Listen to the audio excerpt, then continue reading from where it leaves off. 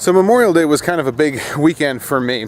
It marked something of a milestone. It was the first time that I was able to take my son Levi fishing with me. We went up to Canopolis Lake and stayed at a family cabin overnight and went out fishing a couple of times. Now, this wasn't the first time that he had actually has ever seen a fish, or that he had been with me while I was fishing, but it was really the first time that he was aware that we were going fishing and that he wanted to participate and he was asking to go fishing as well. It was really kind of a fun time. I even got him a little Mickey Mouse fishing pole. We went down by the lake and caught a couple of fish, and well, I say we caught a couple of fish, but he helped to the extent that a 2-year-old can help fish. But nevertheless, we wound up with one fish for each of us. It was a good weekend. In some ways, the fishing trip was a rather typical and uneventful kind of trip. There wasn't really anything out of the ordinary about it, at least in terms of the fishing part of it. The thing, though, is that fishing isn't just really about fishing, for me at least.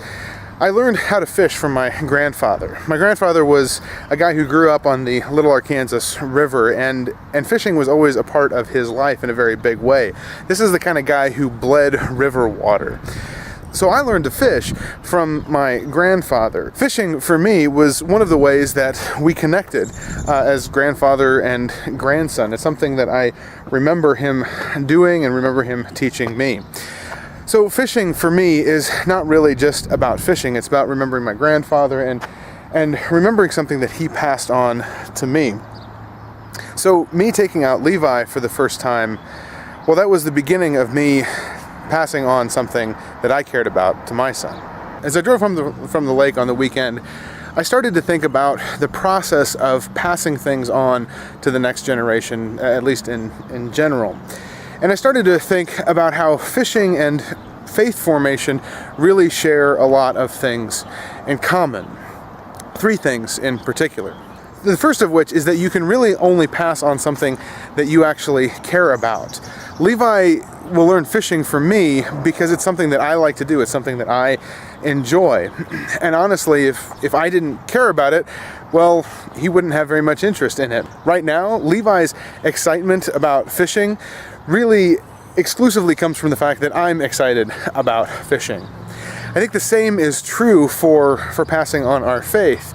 It's really hard to pass on something that we don't actually believe or that we don't actually care about. I mean, it's pretty hard to make something stick if we don't already care about it. For example, from time to time, working with youth, I run across parents and families who say that they come to church because they want their kids to be raised in church.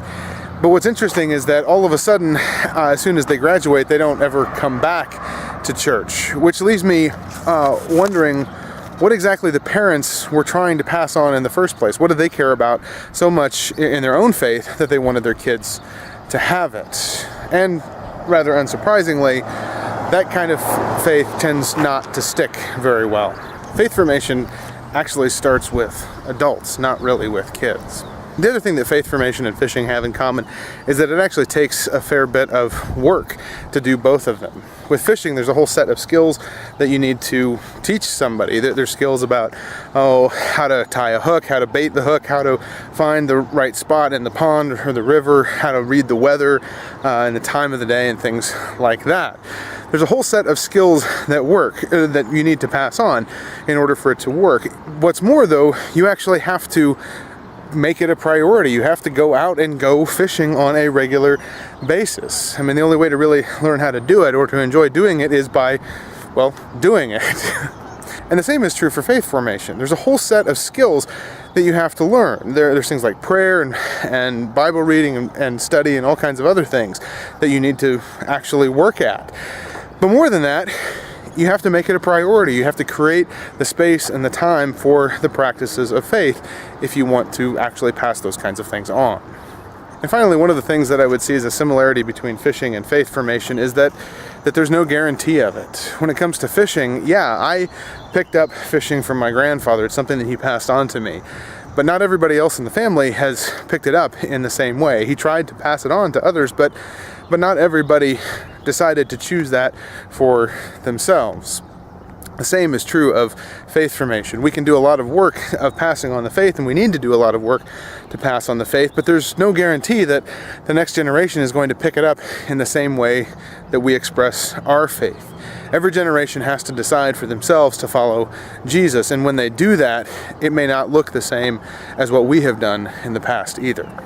As I've come back from this fishing trip, I've been left with the question of what it takes to pass on our faith to the next generation, particularly in church. What are the things in my own faith that are priorities that I want to pass on to others? And also, I've been pondering the question of what it takes to really pass those things on to the next generation.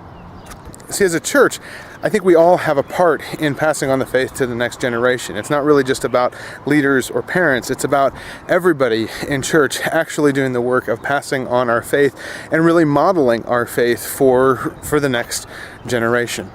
Which really means that we all need to ask ourselves what exactly it is about our own faith that we want to pass on to the next generation. And we need to do the work of passing it on. Thanks for watching.